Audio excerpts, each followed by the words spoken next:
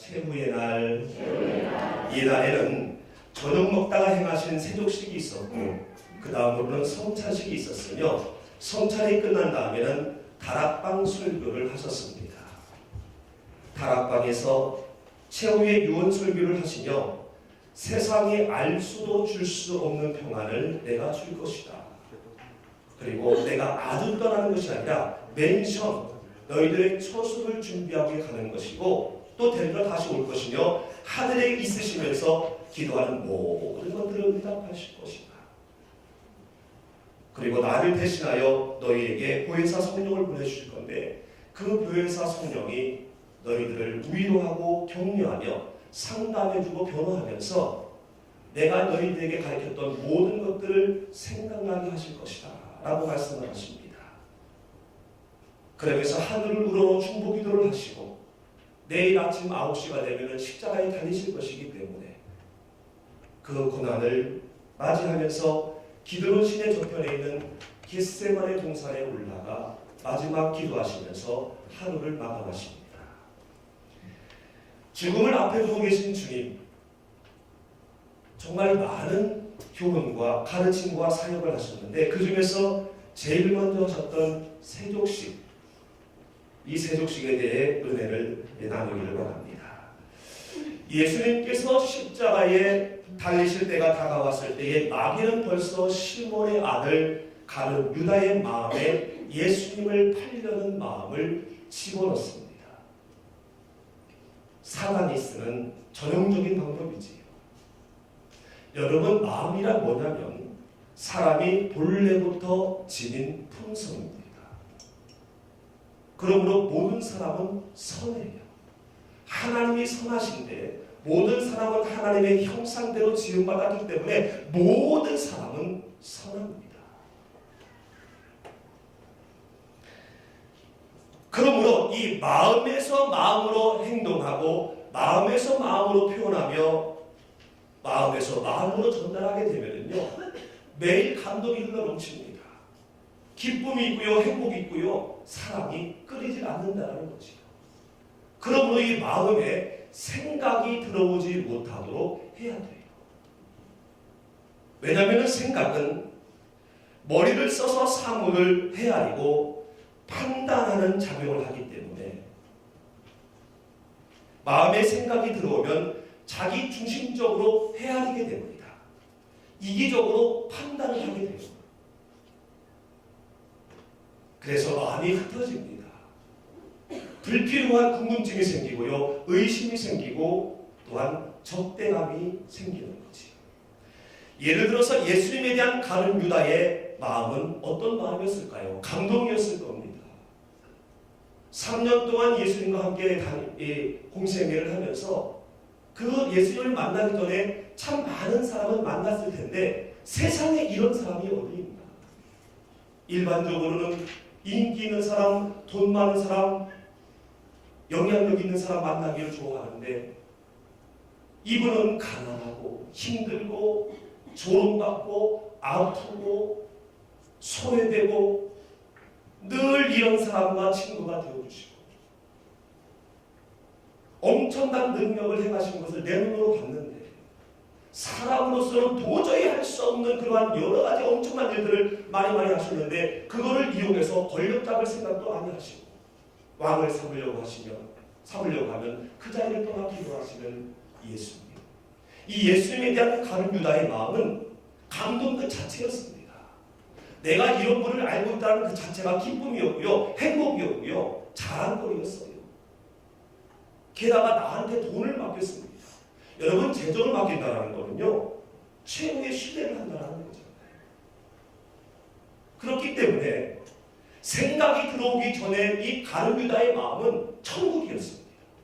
예수님을 만남으로 말미암아 가룟 유다는 감동의 연속의 그러한 상황이었어요. 이 마음 그대로 갔으면요 베드로보다 훨씬 위대한 첫 번째 제자가 되었을 거예요. 그런데 헤아리고 판단하는 작용을 하는 생각을 사단이 집어넣으니까 그때부터 이기적으로 헤아리고 판단이 됩니다. 다른 사람에게 좀 잘해주는 것을 보면은요 시기가 나요, 질투가 나요. 왜 변화산상에 가실 때에 나를 빼오셨지? 내가 좀 셈을 잘한다고 나를 지금 이용하시는 건 아니야. 엉뚱하고 어린아이 이하의 판단력이 생기면서 결국은 해서는 안 되는 행동에까지 이르게 되는 겁니다. 2절 말씀 보니까 마귀가 벌써 시몬의 아들 가룟 유다의 마음에 예수를 팔려는 생각을 넣었더라. 아직 예수님을 판 건 아니지만은 그러나 예수님을 팔려고 하는 이 마음이 결국 행동으로 옮겨질 것을 예수님은 이미 알고 있었기 때문에 마음이 더 안타까운 거예요.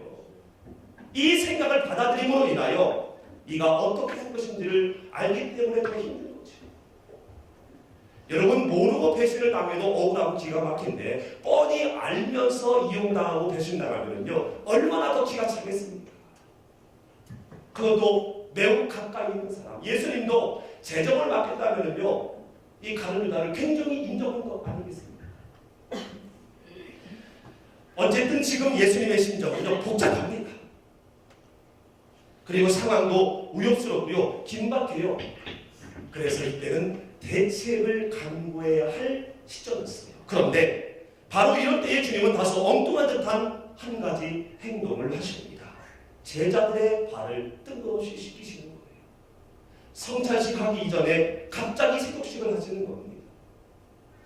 예수님 당시 사람들은 흥번진하는 길을 샌들 하나만 신고 다니기가 일쑤였기 때문에 늘 발이 더러운 상태였어요. 그래서 모든 가정은 오는 손님을 위해서 발을 씻을 수 있도록 편의를 제공하는 것이 일상화되어져 있었어요. 그런데 높은 사람이나 귀한 사람은 그 누군가 와서 그 발을 또 씻겨줬어야 했어요.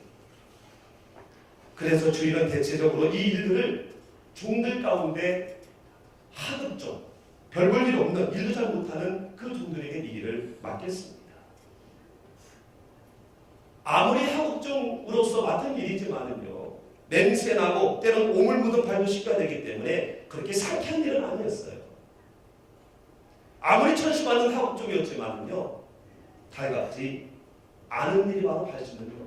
이렇게 종들끼리도 하기 싫고 기피하는 일이 발 씻는 건데 이런 일을 지금 예수님께서 직접 하신 거예요. 만왕의 왕이신 예수님이 그리고 공생애 가운데 봐도 사람으로 할 수 없는 엄청난 일들을 하시면서 어지간한 인기 연예인 못지않게 수많은 군중을 몰고 다녔던 수많은 팬들이 함께했던 그러한 예수님인데 종들도 싫어하고 기피하는 이 일을 하고 계시니 이 예수님의 돌발 행위는 이례적이었습니다. 그리고 적지 않게 황당한 일이었어요. 그 덕분을 끝이 여러분 발을 씻는다는 것은요 방 안으로 들어간다는 거예요. 방 안으로 들어간다는 것은 식사를 한다는 거예요. 이미 식사를 하는 중인데 갑자기 식사를 하시다가 이미 했던 세족식을 이미 했던 발을 다시 씻기고 계시기 때문에 다시 씻기려고 하는 것이기 때문에 엉뚱하게 보일 수밖에 없는 거죠.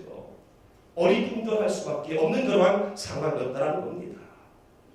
예수님도 이러한 상황, 이 시점을 뻔히 아셨을 텐데 왜 갑자기 이 시점에서 이러한 세족을 행하셨을까? 첫 번째로는요, 따라합니다. 섬김을 행하도록 먼저 진정한 섬김을 행하도록 하기 위함으로 보여집니다. 세족식하면 먼저 겸손과 섬김으로 본을 보이는 예다라고 우리는 이해를 하지요. 맞습니다. 겸손과 섬김이 없는 신앙생활, 겸손과 섬김이 없는 성도, 겸손과 섬김이 없는 목사는 있을 수 없지요. 믿는 자든 믿지 않는 자든 모든 사람은 우리의 섬김의 대상이기 때문에 겸손으로 무장해야 한다는 교훈의 말씀을 하신 것은 틀림이 없는 거지요. 그래서 섬김을 받으려 함이 아니라 도리어 섬기러 왔다고 주님도 말씀하신 건 아니겠습니까? 그래서 십자가 달리시기 전에 몸소 섬김을 보여주신 거지요. 마태복음 20장 28절 말씀 같이 한번 읽어봅니다. 시작.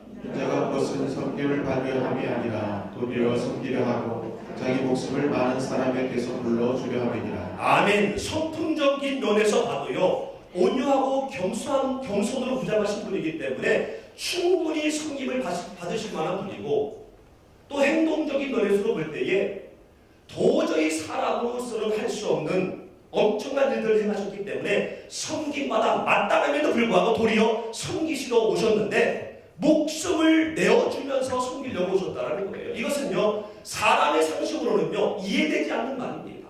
사기성이 있는 언어예요. 사람의 말로 어떻게 이것이 가능합니까? 믿음이 없는 귀로 이것이 들리겠다는 얘기예요.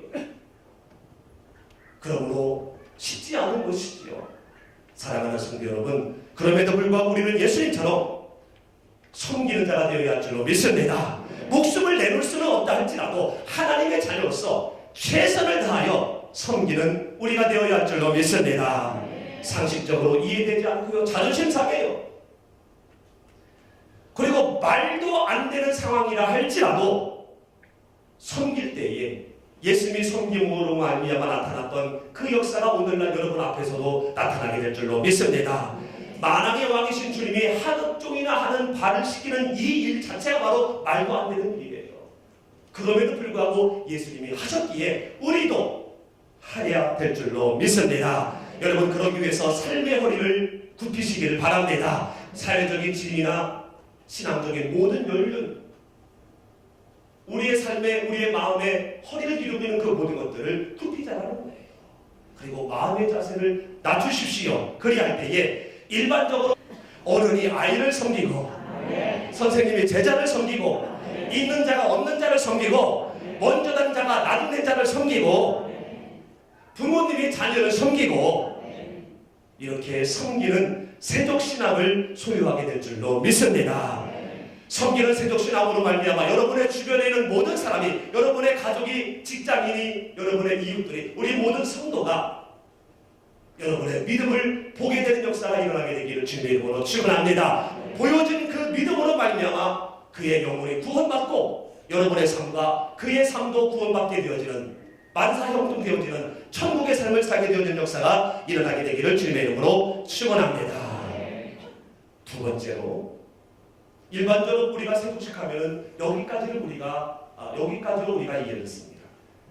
두 번째로 예수님이 세속식을 행하신 이후에는 한 가지 더 큰 이유가 있는데 따라합니다. 십자가의 구원을 알도록, 십자가의 구원을 알도록, 십자가의 구원을 알도록 하기 위해서라고 이루어집니다. 겸손으로 모든 사람을 섬겨야 한다는 교훈과 함께 세족 또 하나의 이유, 십자가의 구원을 찾아보기 위해서는요, 오늘 보는 말씀에 예수님과 베드로가 서로 말했던, 예수님과 베드로 간에 오갔던 그 대화를 다시 한번 살펴봐야 됩니다. 우리 본문 4절부터 8절까지 다시 한번 크게 읽어보겠습니다. 합독합니다. 시작! 저녁 잡수시던 자리에서 일어나 겉옷을 벗고 수건을 가져다가 머리에 두르시고 이에 대하에 물을 떠서 제자들의 발을 씻으시고 그 누르신 수건으로 닦기를 시작하여 시몬 베드로에게 이르시니 베드로가 이르되 주여 주께서 내 발을 씻으시나이까. 예수께서 대답하여 이르시되 내가 하는 것을 내가 지금은 알지 못하나 이후에는 알리라. 베드로가 이르되 내 발을 절대로 씻지 못하시리이다.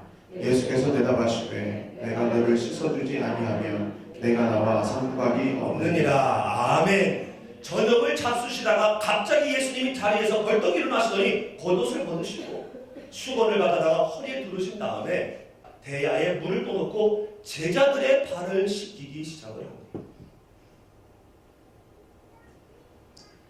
근데 이때 시몬 베드로가 이의를 제기합니다. 주께서 내 발을 씻으십니까? 왜 씻습니까? 방금 전에 우리가 밥 먹기 전에 씻고 들어왔고 지금 깨끗한데 왜 지금 이러십니까? 그랬을 때 주님께서 지금은 알지 못하나 이후에 알리라. 지금은 네가 이해하지 못하지만, 지금은 엉뚱해 보일지 모르지만 나중에 알게 될 거야 라고 친절하게 말씀을 하십니다. 예수님께서 이 정도로 친절하게 말씀하셨으면 아 맞아, 내가 그동안 예수님과 함께 있을 때에 엄청난 일들을 내가 봤지. 빈들에서 5,000명 이상 되는, 최소한 15,000명 되는 사람들 밥 먹이라고 할 때에 말도 안 되고 이해도 안 되는 말씀 하셨었는데 나중에 보니까 엄청난 일이 됐었지. 내가 많은 것 경험했으니까 아 맞아 이후에 알리라고 했으니 이거는 놀라운 비밀이 있구나. 엄청난 역사가 있겠구나라고 마음을 접고 알겠습니다. 제 발을 씻으십시오. 라면 좋겠는데 승질 어디 갑니까? 내 발 절대로 씻지 못합니다. 근데 예수님께서 내가 너를 씻어주지 아니하면 내가 나와 상관이 없느니라. 왜 내 발을 씻으려고 합니까? 절대로 씻을 수 없습니다. 다소 항변적인 베드로의 말투 속에 언젠가 빌립보 가이사랴 지방에 있었던 사건이 생각이 납니다. 무슨 일이었습니까? 예수님께서 제자들에게 물었어요. 너희는 나를 누구라 하느냐? 너희는 나를 누구라 하느냐? 주는 그리스도시요 살아계신 하나님의 아들이십니다. 베드로가 고백했을 때 예수님이 너무 좋았어요. 이 고백은 사람의 힘이 아니다. 아무리 공부를 잘했어도 아무리 믿음이 좋아도 나오는 고백이 아니다. 이것은 하늘에 계신 아버지께서 감동했기 때문에 아버지로부터 온 대답이다 라면서 예수님이 너무너무 기분이 좋으셨어요. 바요나 친구야, 네가 복이 있다. 정말 복이 있다. 이 엄청난 베드로의 신앙 고백 위에 예수님은 너무너무 기분이 좋아서 내가 정말 제자 잘 키웠다. 이제는 내가 이 땅을 떠나서 내가 본래의 자리에 올라갔을 때에 이 베드로를 중심으로 온 천하에 다니며 내가 이 땅에 온 목적들이 전파되겠구나. 아버지가 원하시는 전 세계의 모든 사람들이 온 인류가 다 돌아가겠구나. 그 기쁨으로 근본적인 설교를 또 하십니다. 궁극적인 말씀을 하십니다. 내가 예루살렘에 올라가 고난을 받은 다음에 죽을 건데 죽은 후 3일 만에 부활할 것이다. 이게 복음 아닙니까? 죽으시고 부활, 죽으시고 부활. 이게 복음이에요. 이게 핵심이지 않습니까? 위대한 신앙 고백 위에 예수님은 너무 기대가 되어서 이 복음의 핵심을 다시 말씀하십니다. 나는 죽을 것이고 부활할 거다. 이때 베드로가 뭐라고 했습니까? 항변하듯이 주여 그리하지 마옵소서. 이 일이 절대로 미치지 못하리이다. 그랬을 때 네가 나를 넘어지게 하니까 사탄아 물러가라 라면서 그 자리에서 책망을 받았던 바로 그 일이 생각이 나는 거예요. 주여 주께서 내 발을 씻으시나이까 내 발을 절대로 씻지 못하시리이다. 주여 그리하지 마옵소서. 이 일이 결코 주께 미치지 아니하리라. 뭔가 맞물려 있습니다. 여러분 고정관념, 습관, 나만의 생각 이렇게 무섭습니다. 상황도 다르고 시점도 다른데 결국 버리지 못하는 베드로는 보이는 그물은 버렸어요. 지금은 버렸지만 갖고 있는 고정관념, 갖고 있는 습관, 갖고 있는 성격, 갖고 있는 나만의 기준은 버리지 못했어요. 그렇기 때문에 그 전에 했었던 일을 또 함으로 전까지 합니다.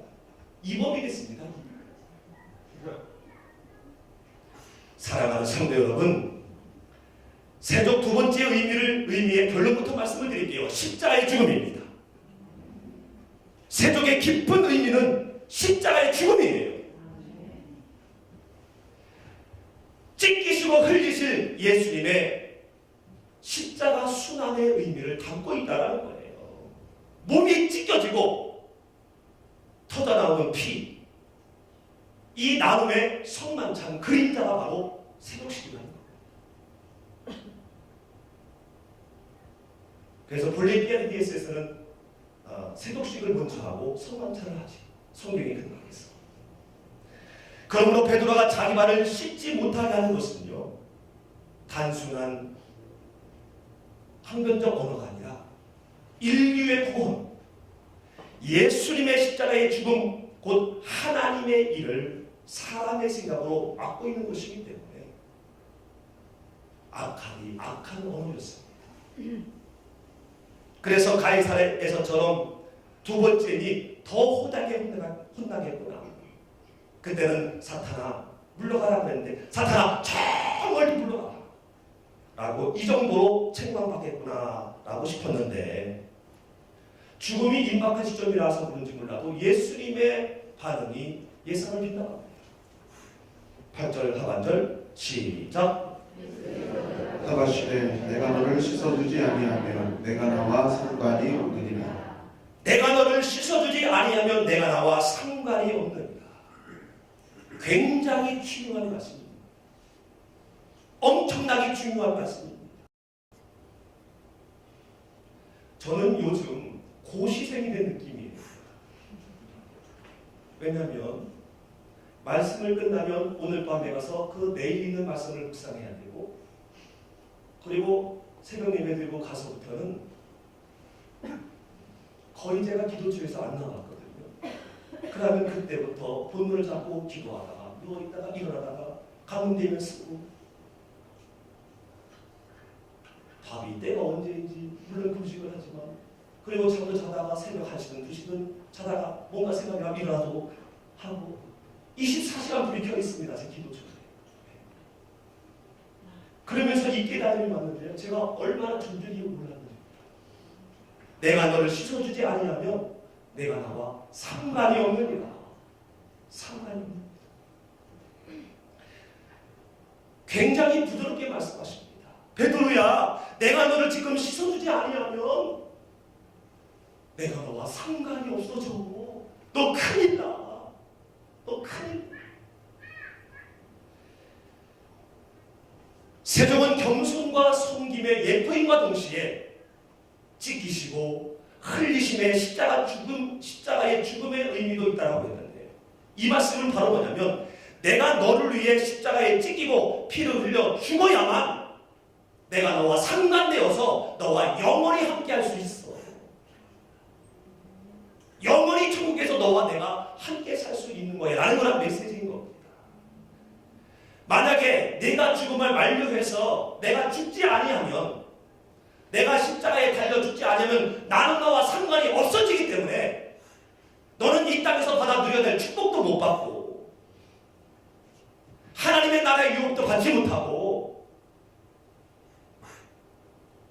죄의 종노릇하며 지옥 같은 이 땅의 삶을 살다가 결국 영원한 불못본 지옥에 던져지게 돼요. 그렇기 때문에 나는 너를 위해 씻어야 돼. 나는 너를 위해 죽어야 돼. 그래야 네가 나와 상관이 돼. 라고 말씀하는 겁니다. 사랑하는 성도 여러분, 예수님께서 직접 발을 씻어주신 것은 세족식을 하신 것은요, 우리의 모든 죄와 허물 그리고 우리의 모든 삶의 아픔과 질고까지 씻어주고 또한 가볍게 하시기 위해서 직접 십자가에 달려 죽으실 것을 말씀하시려고 세족식을 행하신 겁니다. 그러므로 세족식을 통해서 우리 한 사람의 죄와 질고를 위해 죽으셨다 말씀하셨으니 세족을 받는 편안한 마음으로 여러분의 모든 것들을 다 내놓으시기를 바랍니다. 여러분 캠프 때 세족 받아보셨잖아요. 어느 행사할 때 세족 받아보셨잖아요. 세족 받을 때 그 편안한 모습으로 여러분의 모든 것들을 다 내놓으시는 거예요. 여러분을 현실적으로 힘들게 하고 지치게 하는 그 모든 것들을 다 내놓으시는 거예요. 여러분을 절망과 좌절 가운데 밀어놓고 있는 그 모든 삶의 발들, 그 모든 발들을 다 내어보라는 얘기예요. 내밀란 얘기예요. 예수님 앞으로 다 내밀란 얘기예요. 예수님이 마음껏 생각하시도록 다 그 모든 것들을 내밀란 얘기예요. 요즘에 우리 성도님들 아프신 분들이 좀 많으세요. 성도님이 아프시면요, 목사님 가슴이 찢어집니다. 정말 잠도 안 와요. 그래서 우리 성도님들이 수술을 하시면요, 그 수술 시간에는 저는 수술 끝날 때까지 같이 기도를 합니다. 우리 부모님들 그렇잖아요. 자녀가 수술하고 하는데 어디 가서 밥 먹습니까? 텔레비 봅니까? 그렇게 안 하잖아요. 저는 영적으로 여러분을 섬겨야 될 의무가 있기 때문에 내 사랑하는 양이 수술하고 있는데 멀쩡히 있을 수 있겠습니까? 아무렇지 않다면 그거는 가짜 목사지. 의무도 안 지지. 그래서 저는 이 말씀을 준비하면서 우리 모든 사랑하는 성도님들의 질병의 발, 이 질병의 발을 수시로 수세자인 주님 앞에 내밀었으면 좋겠다. 내밀었으면 좋겠다. 혹시 이 가운데 질병의 발이 있습니까? 여러분 그 질병의 발을 오늘 저녁에 주님 앞으로 내밀으시길 바랍니다. 내밀으세요. 할렐루야. 그리하면 물이 아닌 십자가의 피로 세족식하셔서 이날 저녁에 반드시 깨끗함을 얻게 될 줄로 믿습니다. 가정에 어려움의 발이 있습니까? 그 발도 내어놓으십시오. 물질의 어려움의 발이 있습니까? 그 물질의 발도 다 내어놓으십시오. 물이 아닌 십자가의 피로 세족해 주셔서 가족의 어려움과 물질의 모든 문제들도 해결되어지고 갚아진 역사가 일어나게 될 줄로 믿습니다. 상처의 발도, 용서하지 못하는 발도, 관계의 얽힘의 발도, 모든 발도 다 내밀으시기를 주님의 이름으로 축원합니다. 그럴 때에 물이 아닌 십자가의 피로 단번에 세족하셔서 그 모든 것들을 치료하시고 회복하시고 깨끗게 하실 줄로 믿습니다. 네가 나와 상관이 있느니라 하면서 우리의 질병을 치료하시고, 네가 나와 상관이 있느라 하면서 우리의 모든 빚도 갚아주시고, 네가 나와 상관이 있노라 하면서 우리의 모든 가정의 어려움과 관계 얽힘도 다 풀어주는 역사가 일어나게 될 줄로 믿습니다. 발은요, 한 번 씻어도 또 더러워져요. 주님, 내 질병의 발 씻어주세요라고 내밀었는데 그 다음에 얼마 가면요 다시 또 아플 수 있어요. 그때 세족은 계속 하루에 몇 번씩 며칠 가면 계속 닦는 거예요. 그때마다 계속 여러분의 모든 삶의 발을 주님 앞에 내밀으시길 바랍니다. 그럴 때 놀라운 하나님의 역사를 경험하게 될 줄로 믿습니다. 말씀의 근원을 맺으려고 합니다. 주님은 세족을 통해서 두 가지의 말씀을 우리에게 하셨습니다. 섬겨라. 섬겨라. 우리가 캠프나 어느 수련회나 행사 때에 세족을 베푸는 경험이 있었을 것입니다. 세족 베풀 때에 세족 받는 사람이 누군지 가리면서 합니까? 순서를 향해서 갔는데 내 마음에 안 들다고 돌아설 수 있습니까? 그럴 수 없거든요. 그럴 수 없어요. 내가 선택할 수 없어요. 내가 세족을 베풀 그 상대들을 내가 선택할 수 없습니다. 원하든 원치 않든 그 앞에 무릎 꿇고 물로 씻고 수건으로 닦은 다음에 안아줘요. 이처럼 가정에서나 직장에서나 이웃에서나 심지어 교회 안에서도 내가 이분만큼은 세족하고 싶지 않다, 내가 이분만큼은 섬기고 싶지 않다라는 사람이 있을 수 있는데 그거는 나의 선택의 여지가 아닙니다. 우리가 행사에 세족을 할 때도 선택의 여지가 없듯이 내 앞에 해당된 그분은 무조건 내가 해야 되는 거예요. 세족하는 자세로 그 일 앞에, 그 사람 앞에 무릎을 꿇고 진심을 다해 정성을 다해 섬겨야 된다는 겁니다. 자존심이 상할 수 있습니다. 손해보는 느낌이 있을 수 있어요. 불쾌할 수 있고요. 이 사람만큼은, 이것만큼은 내가 피하고 싶습니다. 기피하고 싶습니다. 라고 마음이 드는 그런 경우를 할지라도 전시받은 하옥종처럼 주님도 그것을 직접 하셨기 때문에 여러분은 모든 것들을 다 내려놓고 섬겨야 할 줄로 믿습니다. 여러분의 그 섬김을 통해서 그도 하나님을 발견하게 되어지고 주님을 만나게 되어지고 그도 또 다른 사람을 섬기는 또 하나의 세족자가 될 줄로 믿습니다. 그리고 내어놓으십시오. 내밀으십시오.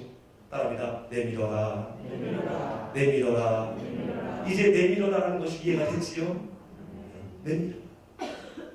구원의 십자가에 달리신 그 주님 앞에 여러분의 모든 질고의 삶의 발을 내밀라는 얘기예요. 물로 씻기는 것이 아니라 십자가의 피로 여러분의 삶의 모든 발을 그분께서 세롭게 해주십니다. 상처받고 찌들었던 모든 것들, 힘들고 한숨 쉬게 하는 그 모든 것들, 세수자인 주님 앞에 주저함 없이 다 내려놓으세요. 여러분 세tuk식할 때 내 발에서 혹시 발냄새 날 수 있고 좀 부끄럽다고 그 발 내밀지 않으려면요, 절대적으로 씻어받을 수 없잖아요. 세tuk식 할 수 없잖아요. 그 세tuk하는 한 번도 뻘쭘해집니다. 좀 지저분함이 몇 개 예상되고 부끄러워도 내밀어야 돼. 그런데 그 앞에 있는 사람이 정성껏 나를 씻어주는 것처럼 여러분, 우리를 위해 죽으신, 그리고 세속을 통해서 너의 모든 것들을 내가 감당하겠다, 피로 너희들을 세속하기로 한다 말씀하신 그분 앞에 매일 매시 매분 매초 내기시기를 주님의 이름으로 축원합니다.